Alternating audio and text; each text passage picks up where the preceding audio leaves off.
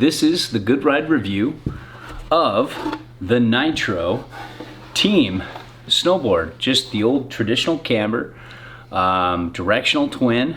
We rode this, of course, with the Nitro Team bindings, the Nitro Team boots, right here, and the Team TLS. Before we did that, I rode these with Adidas Tactical ADVs on other days, Union Stratas, and Union Atlas.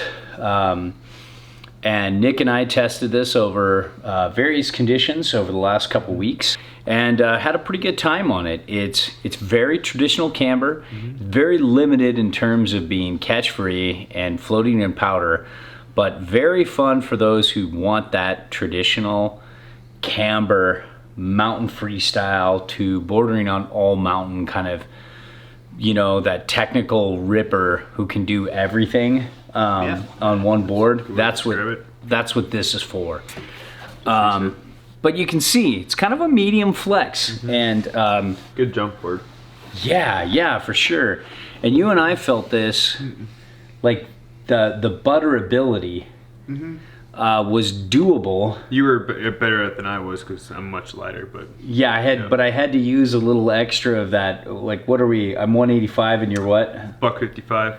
So okay, so I had to use that extra 30 pounds, all of it, to get this to butter. Yeah. It's not the easiest butter board, especially if you're more of an average rider like myself. This camber profile is just good old traditional camber that you were used to in the O's. Yep. When the early O's, when everything was camber, this would be a mellow board. Nowadays, it's kind of catchy and technical. It is, yeah, it feels that way after riding reverse and flat. Yeah. Because I remember I caught a little bit when I was riding this. Well, I know we'll get to the park stuff, but definitely catchy, but it tracks well. One foot's really well, flat bases really well. This is for advanced to expert riders. The edge hold, I thought it was good. It wasn't great. It just felt like competent up to like a 3.5 out of 5. I felt like we rode this on an icier day, right? Hard packed day, and it held well enough. I felt like it wasn't going to slip out underfoot. Nope. But I had to dial back my turns a little bit. Right. But I've ridden this board before in the past and compared it to some boards with like disruption in the side cut, and they just blew this thing away. Oh, I'm sure it did. The turn initiation I felt was like medium fast. It was good. It got where I wanted it to go. And you know, did you feel like with any binding I used, Team or Strata or Atlas? The overall turning experience, I mean, it's definitely less forgiving than the Team Gullwing, but way more fun to turn. There's so much more energy and spring out of the turn. Those hybrid rocker boards like the Gullwing hurry you up through the turn a little bit, and that just, there's a little bit of camber in the tip and tail to just not make it too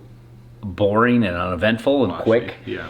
And washy, but with this, it's like it's got that spring and drive out of the turn, and it was so fun to try to carve regular and switch with this. The speed, I felt this had good mountain speed, didn't you? Yeah, and I mean it was pretty sound as far as damping is concerned.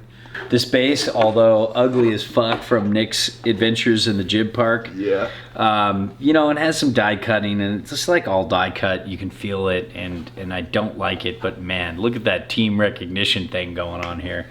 Let's do this. Oh, Nitro. There we go. Talking about you, buddy. The base had good glide though. Waxed up pretty well when we got it, thanks guys. And the uneven terrain, it did a good job. Could really handle a crowded resort snow. It weaved in and out of bumps, and we had some really messy, ugly snow with this. I just finished up today on this a little bit, and did great. Switch is just, it's a directional twin. It was almost the same either way. I didn't even really notice a difference when it was centered up and duck. This is old school 2000s cartwheeler for the average rider. If you're a technical ripper, you know how to plane well, keep your speed at all times in powder, you're always picking the right line. If you need a board that's going to do better in powder, You want the team going. We've ridden that in powder, and that had pretty good float. It's not amazing, but it's definitely on the upper end. Now, I'm going to turn it over to Nick talking about Park, because that's, I really didn't ride the Park. It's a great jump board. Rails, it was kind of challenging. Like I said, I ride a lot of flat and reverse camber, so you have to change your approach slightly different. So just keep that in mind when you're riding a camber board such as this, and a stiff board at that too. Yeah. So like I said, pipe and jumps. Oh awesome. yeah, I did ride pipe with this. Yeah, you did. Yeah, and you loved it. Yeah, you rode well with it too. Which is surprising because I don't usually ride pipe well. But rails, it was hard. Jumps and pipe, it ripped really well. Yeah, so. And that's how I felt like I'd be totally confident. It had a nice approach to any little kicker on the mountain. Side hits and all that, yeah. Yeah, it had a nice stable approach, especially if you size it up right. And, overall, it's a fun board. It's not for everybody, but for those who are technical and aggressive, I think it could be a good fit. Definitely, 100%. This is for advanced to expert riders.